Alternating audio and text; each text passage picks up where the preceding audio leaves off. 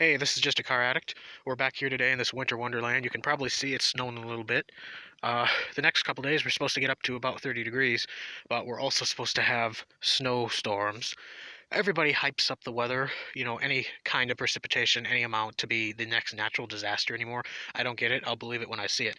But I wanted to get a quick video out just in case I'm busy, plowing the yard for the 80th time this year. A couple days ago, I started seeing Facebook posts about an event called Alaska Speed Week. Just some teaser stuff posted by a couple of the people who I believe are involved in the organization of this. They were sharing a Facebook page they made and so forth. I will link that in the description if anybody is at all interested in participating, whether you're Alaskan or not.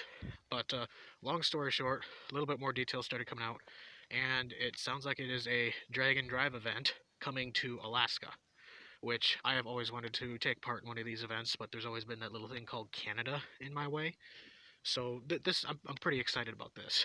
The tentative dates look like they are June 11th through 16th. And again, I am in no way involved with the organization of this. I'm just sharing what information is out there because I know how hard it is to get a new event out into the public. So I figured I'd make a little video about it. Long story short, again, I plan on taking the Charger. Deep down inside, I would love to take the Impala, but this is far more reasonable to get ready in the time that I have available because probably still in April we'll have snow, and that doesn't leave me a whole lot of time to do what I want to do with any of the cars, but this one is the most ready to go. It's at least kind of road proven. I took it to Eagle, Alaska 2 summers ago. If you don't know where that is, look it up. It's in the middle of fucking nowhere. Now, if you're unfamiliar with what a drag and drive event is, pretty much 5 days, 5 tracks, 5 different cities. So you make a pass, you turn in a time slip, and then you drive to the next facility, a couple 100 miles away, 50 miles away, whatever. Different organizations do it differently. Um, what's going to be different about the one up here is two things. In lower 48, if you break down, there is an auto parts store pretty much within 10 miles of wherever you are. Like, it's a given. Here, it's 100 plus miles from wherever you are, worst case scenario. So there's going to be a lot more forethought needed in the packing for this trip. You're going to want to have everything you might possibly need with you. Second, our roads, uh, they're not great. So a lot of the cars that are serious about laying down good quarter-mile times might suffer with some ride height issues, if nothing else. So it'll be interesting to see who brings out, the high dollar cars to this event because they might take a little bit more damage just getting to and from locations than you normally would in lower 48. And I realize I'm spouting off all this information like I know firsthand. I don't. I've never been able to participate in anything like this. I have just watched countless YouTube series of different channels going to these events because it's been something I've always wanted to do. So I got a little bit fixated on there, and I kind of know the tactics to survive. It's like an endurance event. Like you want to lay down good times and everything, but you also want to survive until the end. Like I said, I will link the Facebook page for this event, Alaska Speed Week, in the description below. If nothing else, if you could just go like the event page to show them support. Again, I know how hard it is to get a new event off the ground up here. If you've wanted to come to Alaska, if you're an Alaskan resident, any of the above, you should give this event a try.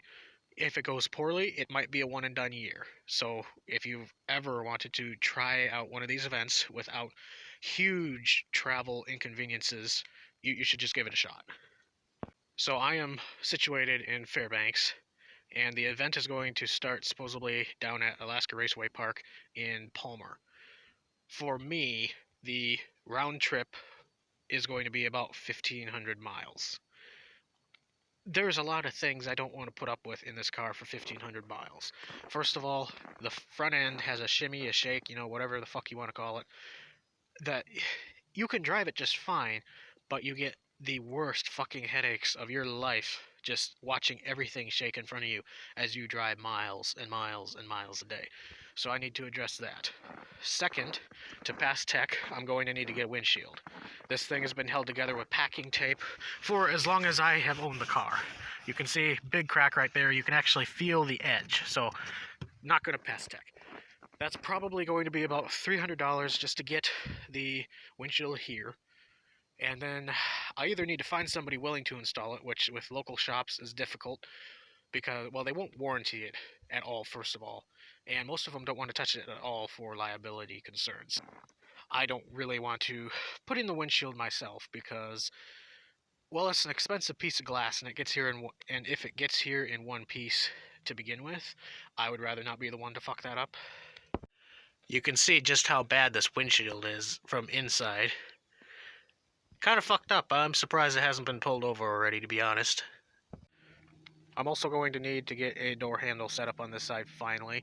Whoever is riding shotgun, I want them to be able to get in and out of the car with ease without needing to roll down this window through the driver's side and yada yada yada. Also, I'm going to need to get a roof rack of some sort set up, kind of like what Derek from Vice Grip Garage did with the Challenger on Sick Week recently, to have the race tires and some spare gas on, because cargo space is a little limited here. It is a big car, but it's kind of a narrow trunk. I love the width of these tires, but the problem is this set of rims, wheels, whatever you call them, these are 15s, these are 14s.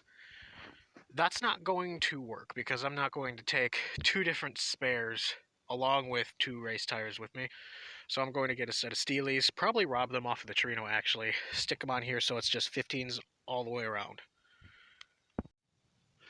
I'm going to need to put in a battery hold down so it passes tech. I'm still waiting for a rules set to be posted for this event to know exactly the T's I gotta cross and the I's I gotta dot to just make it into the event. I know that'll probably be an issue right off the bat. Other than that, just make sure nothing is puking fluid. As of last fall, it wasn't, but you know how things can change really inconsistently there. Now, one thing I need to do for my personal sanity, or what's left of it, is carpet. So when I drove this to Eagle, that transmission tunnel was so fucking hot the whole way, and there was so much drone in this cabin because there's no headliner, there's no nothing. I'm not going to be able to do 1,500 miles with that. Luckily now I have comfortable bucket seats in here. I had a bench seat that was half eaten by squirrels on the Eagle trip. This is going to be much better right off the bat. But I need some sort of like sound deadening pads or installation of some sort, and then carpet. Carpet is the deal breaker here. Also, you can see just how nice the floors are in this thing. For a $1,000 Charger, can't complain all that much. So last night I went shopping around for a carpet kit for this, and there was one on Stock Interiors, I think was the site name, that I had been looking at for a while. It seemed to be the best quality of anything I could find, and it was about 170 bucks. That's very fair, you know. Then I estimated what shipping would be to Alaska. Now this is what a lot of your lower 48ers need to understand. To Alaska, that shipping was going to be $210, rolled onto the 170 for the carpet itself. Then I put in a Michigan area code, zip code, and that was $10. $10 fucking dollars. So, needless to say, I am not going through Stock Interiors for that bit of carpeting. I found another kit through Rock Auto that is only $52 to ship. It's slow boat to China, but I don't fucking need it right now anyway. So I'm probably going to order that and get that on the way, and at least get a magnet out of it, I guess. Now, in terms of performance, there really isn't going to be any. This is a 318 727 combo car. It has 240-some thousand miles on the 318, and the only thing I have done to it is a timing chain. I'm sure the cam is pretty fucking sad in this. If I tear it apart before the event, though, you know it's not going to make it to the event. Like, it runs and drives now. It's fine. It's just not going to be quick. What I would like to do is at least find some old headers locally here and do true dual exhaust, because it does not sound like a race car right now, and it bugs me a little bit. A 4-barrel intake and carb would be cool, but I get like 22 miles a gallon with this thing going down the highway right now. You can't complain about that either. And I know you can tune a 4-barrel to get to that point, but you need something called skill for that, and I don't have that, so yeah. Jesus, it is really fucking snowing. Another thing I would love to do for selfish reasons is repaint the car before the event. I have a design done up that more closely resembles what Petty actually drove in a 74 Dodge Charger, with the red patches down the side and everything. To do that right, I'm not sure if I have time before the event, along with getting everything else buttoned up on the car. We'll need to see. It would look a lot cooler if I was able to do that, though. I will try to do some fake patina throughout the paint job to kind of keep the beater vibe this currently has. And like, I'm not fixing these dents. It's fucking fine the way it is. The door closed. It doesn't matter. But this blue, it's just like a Krylon spray paint that literally, if the wind is bad enough, it will blow off the car. Also, I have new leaf spring packs to put on this from a friend of mine who races a satellite down at the Alaska Raceway Park there. He no longer needed them. They were still in usable condition, so he gave them to me. I'm going to throw them on here because the driver's side does have a bit of a sag when you look at it from the rear of the car. And again, just aesthetically, that bugs me a little bit. It doesn't really affect anything performance-wise, but it looks wrong. It looks janky. And I know the whole thing is fucking janky, but I like things sitting level. Two other things I might splurge on are a new fuel tank for this. This one functions. It had to be JB welded at the seam, so it's currently holding. If it decides not to on the trip, that will kind of be a pain in the ass because then your capacity is split in half. Also,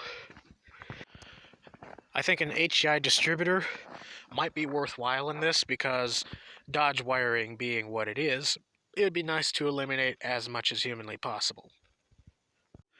I also need to get a properly rated helmet for this event, and since I have a fat ass head, that'll probably be $300 to $400 or wherever I can find one up here, and probably a fire extinguisher from this century as well. I might end up taking out the back seat because it's doing nobody any good. You can't actually sit on it without it just disintegrating, and that will be added cargo space, which will probably be necessary. I'm going to get black carpet for it, which will match the black seats, and I have a center console that actually came out of the Jeep that I will also paint black. And if I have enough time, I might take the door panels off and spray them black with that vinyl paint stuff. Probably not going to mess with the dash. That's just a lot of unnecessary stress. But anyway, I probably rambled for about 5 minutes now, and you stopped listening 4.5 minutes ago. So, again, check out the homepage for Alaska Speed Week. I'm sure that'll be where any further info will be posted. And hopefully all goes well. I'm excited. It'll be a riot and something different. Until next time, thanks for watching. We're almost to 200 subscribers, so that's fucking mint. I appreciate all you guys. And now I'm going to go try to figure out how much I need to spend on this piece of shit to make the event comfortably. I'll talk to you later.